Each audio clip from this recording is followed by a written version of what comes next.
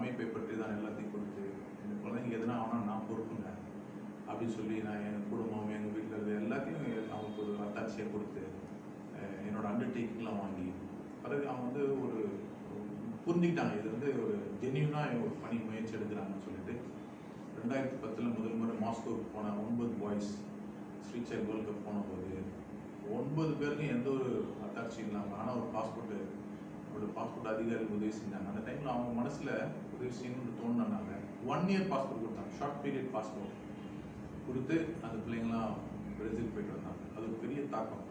அந்த பசங்கள்லாம் உண்மையாகவே அவங்க நினச்சி கூட பார்க்கல. இப்படிலாம் அவங்களாம் வீட்டு விட்டு ஓடி வந்த பசங்க, அவங்க வீடே கிடையாது, தெருவோரத்தில் ரயில்வே ஸ்டேஷனில் வீட்டு எடுத்த பசங்க. அதில் ஒரு பையன் கேரளா பையன், எங்கள் ஒரு பீகார் பையன் ஒருத்தர் தான்.